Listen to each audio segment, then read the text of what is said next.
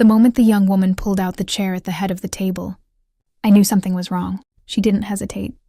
She didn't even look at me. She simply smiled, placed one hand on the back of the chair that had been mine for 7 years, and sat down as if everyone in that room had already accepted her as the new woman of the house. I was standing only a few feet away, holding a folded linen napkin in my hands. My husband watched. His mother looked at her plate. Nobody said a word.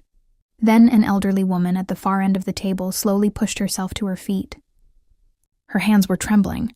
Her breathing was uneven. But when she spoke, every conversation in the mansion stopped. "Get out of that chair." The young woman froze, and what happened next would change our entire family. My name is Nora. I was 33 years old, and for most of my marriage, I believed loyalty meant staying. Staying when things were difficult. Staying when money was tight. Staying when your husband was stressed. Staying when everyone else walked away. 7 years earlier, my husband, Adrian, and I had barely enough money to pay our bills. We lived in a tiny rental house outside Portland. The kitchen was so small that if 2 people stood in it at the same time, one of them had to move. We had one old car. The heating system barely worked. And our first anniversary dinner consisted of pasta, candles from the dollar store, and a bottle of wine we had bought on sale. I remember Adrian looking across that tiny table and saying, "One day, Nora, I'm going to give you a life where you never have to worry about money again." I believed him, not because I cared about money, because I believed in him. At the time, Adrian was working on an idea for a technology company. It was nothing impressive. A few computers, a rented office, 2 employees who were basically working for coffee and promises. Adrian worked constantly, and I helped however I could. I had a full-time job at a medical billing company. But when I came home, I would sit beside him at the kitchen table and help organize invoices. I answered emails when he was too exhausted. I created spreadsheets. I checked contracts. I listened when investors rejected him. There were nights when he came home convinced the company was going to fail. I would make tea and tell him, "You're not finished yet."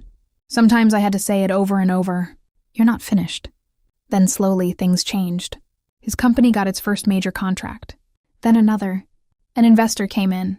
The small office became a larger office. The larger office became an entire floor of a building downtown. Adrian's name started appearing in business magazines. The tiny rental house disappeared. We bought a beautiful home overlooking the river. Then, 2 years later, we moved into a mansion outside the city. It had marble floors, tall windows, a library, a huge dining room, and a garden that required 3 people just to maintain. People called Adrian successful. They called him brilliant. They called him a self-made businessman. I smiled whenever I heard that, because I knew the story behind the story. I knew who had sat beside him at 2 a.m. when his first investor backed out. I knew who had sold an expensive necklace her mother had given her because we needed money to keep the company running for another month. I knew who had skipped vacations because the business needed cash. I knew who had eaten instant noodles while Adrian spent every dollar on keeping the company alive. But I never complained. I didn't need public credit. I thought I had something better. A marriage. A partner. A future. Then success changed Adrian. Not immediately. That was what made it so difficult to notice. First, he became busy. Then he became unavailable. Then he became distant. His phone was always in his hand. He started attending dinners I wasn't invited to. He traveled more. He stopped asking about my day. When I told him something important, he sometimes answered without looking up from his phone. "That's great, Nora." Then he would return to whatever was on the screen. I told myself it was temporary. His company was growing. His responsibilities were growing. His stress was growing. So I adjusted. I always adjusted. Then came the late nights. I'm meeting investors. There's a problem at the office. I'm having dinner with clients. It's a last-minute meeting. The excuses were always reasonable. Until they weren't. One evening, Adrian came home after midnight. I was sitting in the living room. He stopped when he saw me. "You're still awake?" I was waiting. "You didn't have to." "I know." He walked past me. That was the first time I realized I wasn't waiting for my husband anymore. I was waiting for someone who had stopped choosing me. A few weeks later, I found out about another woman. Her name was Serena. She worked as a marketing consultant for one of Adrian's companies. She was younger than me, confident, beautiful. She appeared beside Adrian in photographs from business events. At first, I tried to convince myself there was nothing happening. Then I found messages. There was no way to misunderstand them. I confronted him. He didn't deny it. He didn't confess either. He simply sat across from me in his office and stared at the floor. I asked him one question. Do you still love me? He didn't answer. That silence hurt more than any words could have. I could have screamed. I could have thrown his phone against the wall. I could have called Serena. Instead, I walked out. But I didn't immediately leave the mansion. There was one reason. Adrian's grandmother, Eleanor. She was 81 years old and had been living with us for the past year.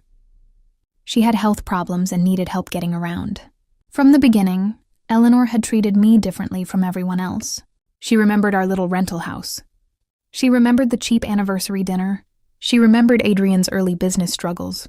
And she remembered me, not as Adrian's wife, as Nora. She would sometimes hold my hand and say, "You were there before the money." I never knew what to say, so I would smile. When Eleanor became sick, I refused to leave her alone. Every morning I brought her breakfast. I organized her medication. I sat beside her when she couldn't sleep. I drove her to appointments. I read to her when she was too tired to watch television. Adrian's mother, Patricia, thanked me, but she never questioned what her son was doing. She seemed determined to pretend everything was normal. Then came the family dinner. Adrian had invited relatives, business partners, and several close friends. It was supposed to be an important evening. I spent the entire afternoon helping the staff prepare. I checked the flowers. I arranged the seating cards. I made sure Eleanor's favorite dishes were on the table. And somewhere in the back of my mind, I still had a foolish hope. Maybe Adrian would talk to me. Maybe he would finally tell me the truth. Maybe he would remember who we used to be. Then the front doors opened. Serena walked in. She was wearing an elegant black dress. She smiled at Adrian. He smiled back. There was no embarrassment, no hesitation. He introduced her to several guests as a consultant, who had been helping with the company's expansion. Nobody believed it, but nobody challenged him. I stood near the doorway. My hands went cold. Dinner was announced.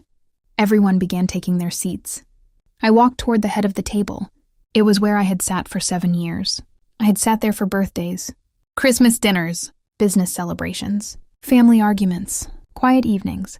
I had sat there when Adrian's company received its first $1 million contract. I had sat there when Eleanor came home from the hospital. I had sat there on the night Adrian proposed to me. I reached for the chair. Before I could touch it, Serena stepped forward. She pulled the chair out and sat down. She looked at me. Then she smiled. Not an apologetic smile, a victorious one. I looked at Adrian. He said nothing. His mother looked down. My fingers tightened around the napkin. For a moment, I couldn't breathe. Then Eleanor's chair scraped loudly across the floor. Everyone turned. The elderly woman stood. She looked directly at Serena. "Get up." Serena blinked. "Excuse me?" Eleanor's voice became louder. I said, "Get up." The room went completely silent. Eleanor pointed toward the chair. "That chair does not belong to you." Serena slowly stood, but Eleanor wasn't finished. She turned toward Adrian. "And neither does the life you are pretending you built alone." Adrian's face went pale. I realized then that the dinner everyone thought was going to celebrate his success was about to become something very different. Eleanor remained standing. Patricia tried to approach her. "Mom, please sit down. You shouldn't be standing." Eleanor waved her away. "No." Her eyes never left Adrian. "I have been quiet long enough." Nobody moved. The guests looked uncomfortable. Several people had stopped eating. One of Adrian's business partners slowly put his glass down. Eleanor pointed toward me. "You know who should be sitting there?" Adrian swallowed. "Nora." Eleanor's voice shook. "Do you remember who Nora was before you had this house?" Adrian looked at me. I couldn't tell whether he was ashamed or simply frightened by what his grandmother was about to say. Eleanor continued. "She was the woman who believed in you when nobody else did." "Grandma?" "No, let me speak." Adrian went silent. Eleanor looked around the table. When Adrian had no money, Nora was there. She looked at Adrian. "When your company failed to get its first investment, who stayed up all night with you?" Adrian said nothing. "Nora." "When you couldn't pay your office rent?" "Nora," he whispered. "When you wanted to give up?" His eyes dropped. "Nora." Eleanor turned toward Serena. "And where were you?" Serena's face hardened. I wasn't part of his life then. "Exactly." Eleanor's voice became surprisingly sharp. "You arrived after the difficult years were over." Serena looked toward Adrian. He still said nothing. Eleanor shook her head. That's what happens when people become rich. Suddenly everyone remembers how much they admire them. Nobody spoke. Then Eleanor looked at me. Nora, come here. I didn't move. Nora. I walked toward her. She took my hand. Her fingers were thin and cold. I want you to know something. I looked at her. You never needed to earn your place in this family. My eyes filled with tears. Eleanor turned back to Adrian. And you forgot the person who earned yours. Adrian finally spoke. I know I hurt her. No, Eleanor said. You don't know. The room went quiet again. You hurt her when you stopped seeing her. You hurt her when you made her feel invisible. And you hurt her when you brought another woman into this house and expected your wife to stand quietly in the corner. Patricia started crying. Serena looked furious. This is inappropriate, she said. Eleanor turned toward her. You're right. Serena seemed relieved. This entire evening is inappropriate. Then Eleanor looked at Adrian. If you want to destroy your marriage, that is your choice. She paused. But you will not humiliate Nora in front of everyone and expect me to sit quietly. Adrian stood. Grandma, I'm sorry. Eleanor looked at him. Don't apologize to me. He turned toward me. Nora. I shook my head. Not here. I couldn't do it. Not in front of 40 people. Not while everyone watched. I walked away from the table. I went upstairs. I closed the bedroom door. And for the first time in 7 years, I cried without trying to hide it. Not because Serena had taken the chair. Because she had exposed something I had been refusing to admit. Adrian had already chosen a different life. The chair was simply the first time he had allowed everyone else to see it. I stayed in the bedroom for almost an hour. Then someone knocked. It was Eleanor. She stood in the doorway. May I come in? I nodded. She sat beside me. You don't have to forgive him. I know. You don't have to leave tonight. I know. You don't have to decide anything tonight. I looked at her. Why are you being so kind to me? She looked surprised. Because you are family. I started crying again. She reached for my hand. You were family before he became rich. That sentence stayed with me. The next morning, I packed a suitcase. Not everything. Just enough for a few days. Adrian found me downstairs. Where are you going? I don't know yet. Please don't leave like this. I looked at him. You've already made me feel like a stranger in my own home. I made a mistake. A mistake? He looked down. I don't know what else to call it. You don't get to decide that. He was silent. I continued. You had months to tell me the truth. I was afraid. Of what? Of losing everything. I almost laughed. You were afraid of losing everything while I was standing right beside you. He had no answer. I left. I stayed at a small hotel for several days. Then I rented a quiet apartment across town. It was small. The kitchen was outdated. The windows faced a brick wall. But the first night I slept there, I felt something I hadn't felt in years. Peace. I didn't have to listen for Adrian's car. I didn't have to wonder who he was texting. I didn't have to pretend everything was fine. I could simply exist. Meanwhile, Adrian began calling constantly. I didn't answer. Then he started sending messages. I'm sorry. Please talk to me. I know I hurt you. I don't expect you to forgive me. For the first time, I didn't feel responsible for making him feel better. I spoke with a lawyer, not because I wanted Adrian's money, because I needed to understand my rights. Our separation had become complicated. There were shared assets. There were investments made during the marriage. There were business interests. There was the mansion. There were years of financial decisions we had made together. I wanted everything handled fairly. Nothing more. Nothing less. Eleanor supported me. She called every few days. Sometimes we talked about Adrian. Sometimes we didn't. One afternoon she said, You know what I want for you? What? To build something that has nothing to do with him. I smiled. I don't know what that would be. Then find out. So I did. I started volunteering at a women's community center. At first, I only helped with paperwork. Then, I started helping women organize resumes. I helped one woman prepare for a job interview. I helped another create a budget. I realized something. There were so many women who had spent years putting their own lives aside for their families. Women who didn't know how to start again. Women who had forgotten what they wanted. I understood them. Because I was one of them. I eventually decided to create a small nonprofit. Nothing huge. Just a program that helped women returning to work after years away. I named it Second Chapter. The name felt right. Because I was beginning mine. Months passed. Adrian changed too. He began therapy. He stopped attending unnecessary business events. He ended his relationship with Serena and removed her from his personal life. Most importantly, he stopped demanding that I return. He learned to respect silence. He learned to hear no. He learned that apologies didn't automatically create forgiveness. One evening, Eleanor called. Nora? Yes? Adrian asked me something. What? He asked whether I thought you would ever come back. I was quiet. What did you tell him? I told him that was not the question. What is the question? Whether you would ever want to. I smiled. That sounds like you. She laughed. I watched that boy grow up. I should have known better. Apparently it didn't work. No, she sighed. But perhaps he's finally learning. I hoped so, but I wasn't waiting. A year passed before I returned to the mansion. Not to move back. Not to reconcile. I returned because Eleanor was turning 82. She insisted on having her birthday dinner at home.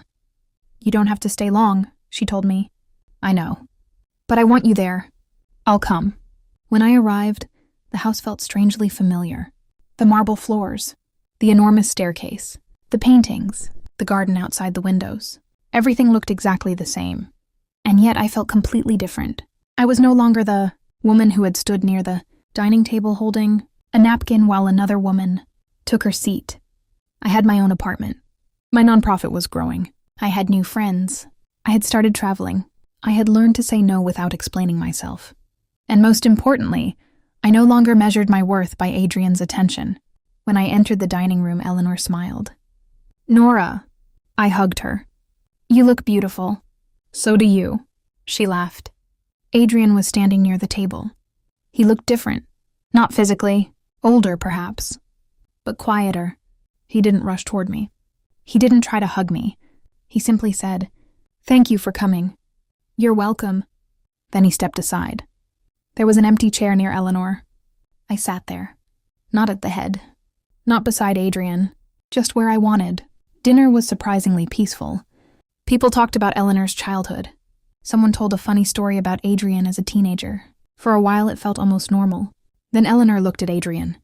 "Tell her." He looked nervous. "Grandma? Tell her." He took a breath. I sold the downtown office. I looked at him. Why? I realized I had built my entire life around work. He paused. I thought if I kept making the company bigger, I'd eventually feel successful enough. And I didn't. He looked at me. I felt emptier. I didn't respond. He continued. I also realized that I had treated you like part of the life I owned instead of the person who chose to share it with me. That sentence caught me off guard. I know I can't undo what happened, he said. No, but I'm trying to understand it. I nodded. That matters. He looked relieved, but I wasn't ready to give him more. After dinner, Eleanor asked me to walk with her into the garden. We sat on a bench beneath the trees. You're still in love with him, she said. I stared at her. I don't know. You don't have to know. I thought I did. What changed? I realized I loved the man he was before success. Eleanor nodded. And the man he became? I don't know him. She looked toward the house. Then don't marry a memory. I smiled. You always know what to say. No. She laughed. I've simply lived long enough to make enough mistakes. We sat quietly. Then she took my hand. You don't owe Adrian another chance. I know. But if you ever give him one, make sure you're not doing it because you feel sorry for him. I nodded. I won't. Before we went back inside, Eleanor stopped near the library. She opened a small wooden cabinet and pulled out an old recipe box. I've kept this for years, she said. The box was scratched and faded around the edges. What is it? My mother's old recipe box. She smiled faintly. Patricia gave it to me years ago, after my mother passed away. I kept it all this time. I carefully took it from her. Inside were handwritten recipe cards, chicken soup, apple cake, pancakes, Christmas cookies, and one small card that simply said, "Feed people you love." I smiled. She wrote that? Eleanor nodded. She always said it. I held the box carefully. Thank you. Keep it. I did.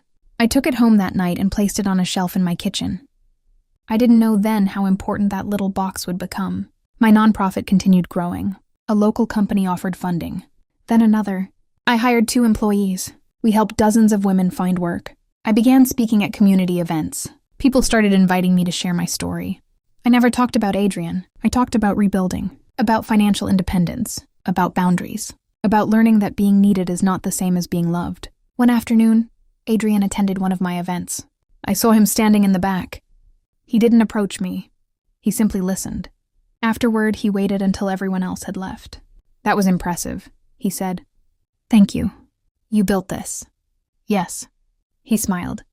"I'm proud of you." I looked at him. "I'm proud of me too." He laughed softly. "I deserve that." "Probably." He nodded. Then he said something I didn't expect. "I don't want you to come back to me because you feel guilty." "I wouldn't." "I don't want you to come back because of the house." "I wouldn't." "I don't even want you to come back because you remember who I used to be." I looked at him. "What do you want?" "I want you to decide based on who I am now." That was the first time I believed he understood. But understanding wasn't enough. Trust had to be rebuilt. Slowly, over months, Adrian never pushed. He started asking about my work. He attended nonprofit events when I invited him. He donated anonymously whenever possible. He never mentioned the donations afterward. He apologized without asking for praise. He started showing up when he said he would. And slowly I began to notice something. He wasn't trying to win me back. He was trying to become someone worth trusting. There was a difference. One evening we had dinner at a small restaurant. Not an expensive place, not a business dinner. Just two people at a quiet table. Adrian smiled. "Do you remember our first anniversary?" I laughed. "The pasta?" "The terrible pasta." "It wasn't terrible." "It was. You ate 3 plates." "Because I was in love." I looked down. "Were you?" "With you." There was a long silence. Then he said, "I still am." I didn't answer. He didn't ask me to, and that made the words easier to hear. Several months later, Eleanor called me. Her voice sounded tired. "Nora, can you come over?" I drove to the mansion. She was sitting in the library. She handed me an envelope. "What is this?" "Something I've wanted you to have." Inside was an old photograph. It showed Adrian and me in our first apartment. We were sitting on the floor surrounded by boxes. We looked exhausted. Young, happy. On the back, Eleanor had written, "Before the money. Before the mansion. Before anyone knew his name." I looked at her. "Why are you giving me this?" "Because I want you to remember something." "What?" "You were happy before the mansion." I smiled. "I know." "No." She touched my hand. "You were happy because you knew who you were." I looked down at the photograph. That night, I went home and placed it on my desk. Beside it, I placed the recipe box. I didn't cry. I simply looked at both, and I realized I didn't want my old life back. I wanted something new. If Adrian could be part of that new life, he would have to meet me there. 2 years after the night of the dinner, Adrian asked me to marry him again. He didn't take me to a luxury resort. He didn't rent a private plane. He didn't hire a photographer. He took me to the little park near our first apartment. We sat on the same bench where we used to eat sandwiches when we couldn't afford restaurants. He reached into his pocket. There was no expensive jewelry. Just a simple ring. "I don't want to ask you to forget what happened," he said. I looked at him. "I don't want you to become the woman you were before." He paused. "I want to know the woman you've become." I was quiet. He continued. "If you say no, I will accept it." I looked at the ring, then at him. "I have conditions." He smiled. "I expected that. Separate financial accounts." "Agreed. My nonprofit stays mine." "Of course. I keep my own apartment if I ever need space." "Absolutely. And if I ever feel disrespected again, I will leave." His expression became serious. "I understand." I looked at him for a long time. Then I said, "Yes." Not because I needed him. Because I wanted him. There was a difference. We didn't announce the engagement immediately. We took our time. We went to counseling together. We learned how to communicate. We talked about money, boundaries, family, trust, everything we had avoided before. Eleanor was the happiest person in the world when we told her. She cried. Then she said, "Good." I laughed. "That's all?" "No." She smiled. "You two finally learned that love is not supposed to be a rescue mission." She was right. Our wedding was small. Family, a few friends, no business partners, no magazine, no spectacle. At the reception, There was a long dining table. Eleanor sat at one end. I was standing near the other when Adrian approached me. He pulled out a chair. The same gesture that had once represented my humiliation. He looked at me. "Would you like to sit?" I smiled. "Yes." But before I sat down, I looked at the chair. Then at him. "I choose this seat." He nodded. "Of course." I sat. Not because he gave me permission, because I chose it. Eleanor raised her glass. "To second chances." Everyone applauded. She shook her head. "No." Everyone became quiet. "To second chances that are earned." Adrian smiled. I did too. After the wedding, we didn't move back into the mansion. We bought a smaller house. Nothing extravagant. A garden. A quiet street. A kitchen where two people could actually cook together. It felt more like our first apartment than the mansion ever had. Adrian continued running a smaller version of his company. I continued my nonprofit. We had separate work lives, separate accounts, and shared goals. For the first time, our marriage felt like a partnership instead of a performance. But the most surprising change happened with Serena. Months after the wedding, I received a message from her. I almost deleted it. Then I opened it. "I owe you an apology." I stared at the words. A second message appeared. "I was wrong about you. I didn't understand what I was stepping into.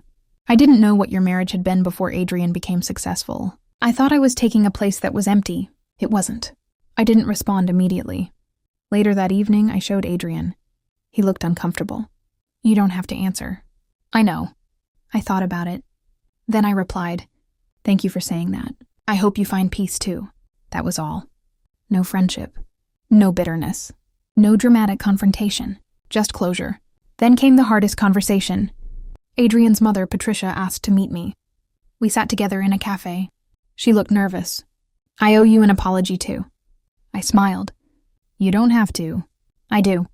She looked down. I knew something was wrong before the dinner. I felt my stomach tighten. "You knew?"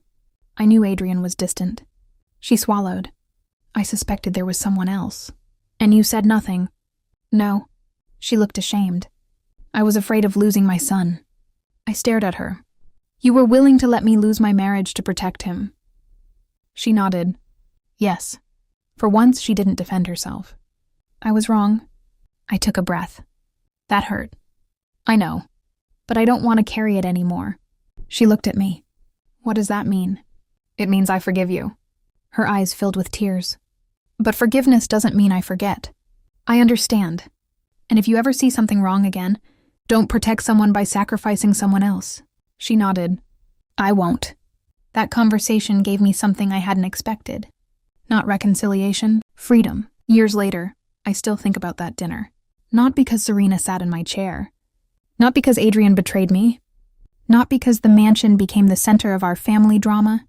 I remember it because that was the night.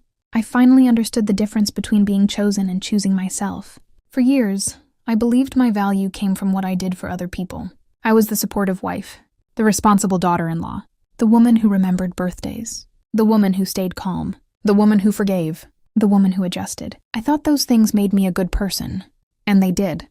But I had confused kindness with self-abandonment. There is a difference. Being kind doesn't mean allowing someone to hurt you repeatedly. Being loyal doesn't mean staying where you're no longer respected. Forgiving someone doesn't mean giving them unlimited access to you. And loving someone doesn't mean disappearing so they can feel bigger. I learned all of that slowly. Not during one dramatic conversation. Not because Eleanor gave a perfect speech. But because I finally started listening to myself. My nonprofit eventually grew into a larger organization. We opened programs in 3 cities. We helped women return to work after divorce, caregiving, or years spent raising children. Sometimes I would stand in front of a room full of women and see myself in their faces. A woman who had spent 15 years supporting her husband's career. A mother who had stopped working because her children needed her. A woman who had been told she was lucky to be taken care of. And I would tell them something I wish someone had told me years earlier. Never confuse being needed with being valued. Sometimes someone would cry. Sometimes I would too, because I knew exactly what it felt like. Adrian changed too. He never became perfect. Neither did I. We still argued. We still misunderstood each other sometimes. But now when something was wrong, we talked about it. He never again treated my silence as permission. I never again used silence to avoid conflict. We learned that marriage wasn't about never hurting each other. It was about taking responsibility when you did. One Sunday morning, Eleanor came to our house. She was older now, slower, but still sharp. She walked into the kitchen and looked around. "You still don't have a mansion." I laughed. "No." "Good. Why?" "Too many rooms." We laughed together. I made breakfast. Eleanor sat at the kitchen counter. She watched me place plates on the table. Then she said, "Do you ever regret leaving?" I knew exactly what she meant. "No." "Even though you came back?" "Yes." She smiled. "That answer makes sense." "How?" "Because you didn't return to the same life." I looked at her. "You built a different one." I nodded. That was exactly what had happened.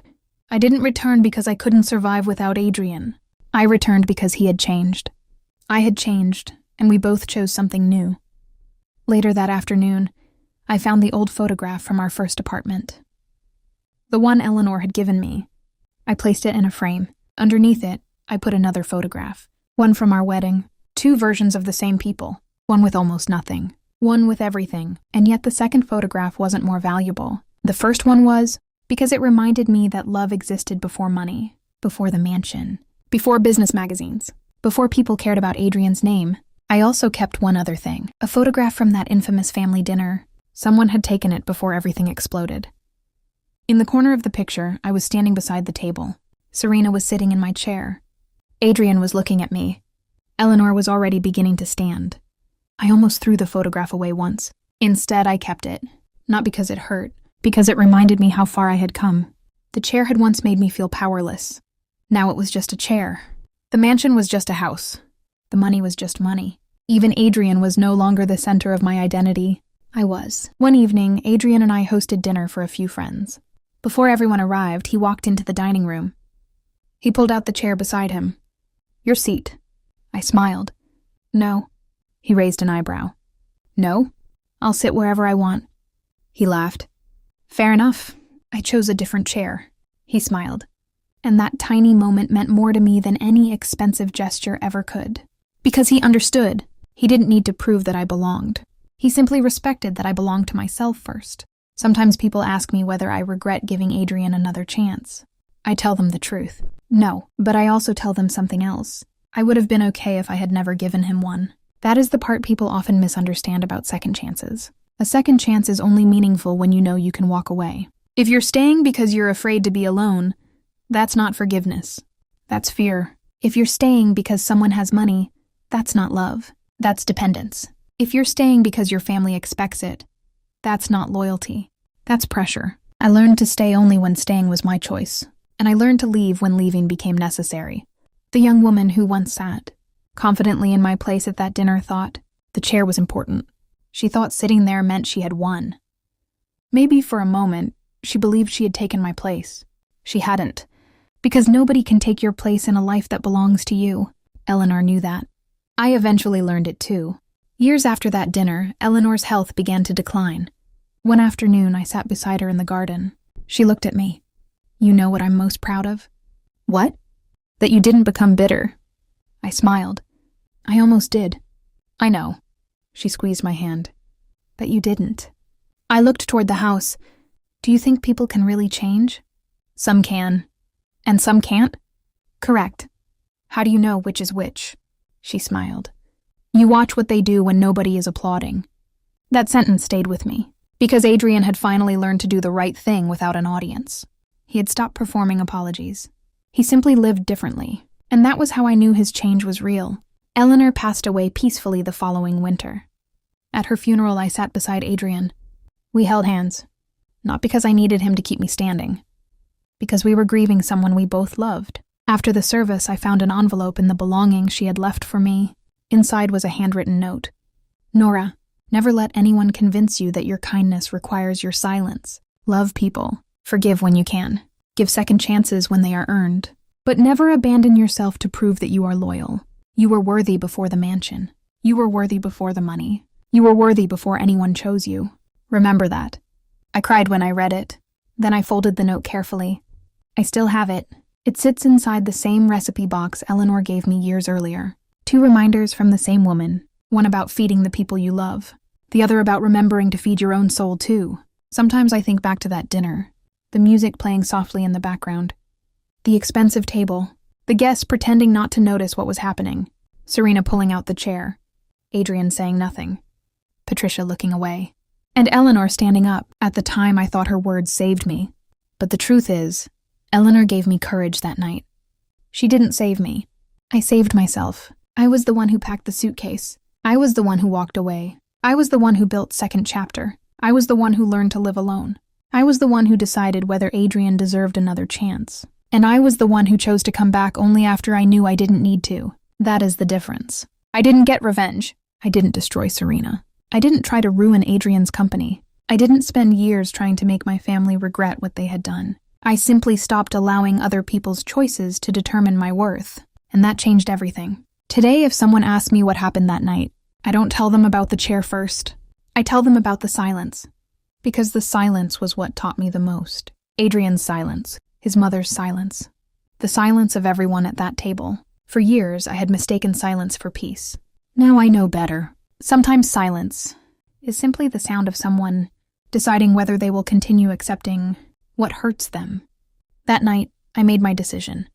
I would not disappear quietly. I would not beg for respect. I would not compete with another woman for a place that should never have been questioned. I would choose dignity. And once I chose it, I discovered that dignity didn't make me cold. It made me free. So if you ever find yourself standing at the edge of a table where someone else has taken your place, remember this. You don't have to fight for the chair. You don't have to convince anyone that you deserve to sit there. You don't have to destroy the person who took it. Sometimes you simply need to stand up, walk away, and build a life where nobody gets to decide your worth. Because the strongest person in the room isn't always the loudest. Sometimes she's the woman who quietly realizes she has had enough. She walks away. She rebuilds. She learns. She grows. And one day she looks back and realizes the thing she thought she lost was never the thing that mattered most. I thought that chair was mine. I thought that mansion was my home. I thought Adrian's love was the proof that I mattered. I was wrong. The chair was furniture. The mansion was property. And his love was something he had to earn again. My worth was never sitting at that table. It was standing on my own feet. And once I understood that, nobody could ever take it from me again.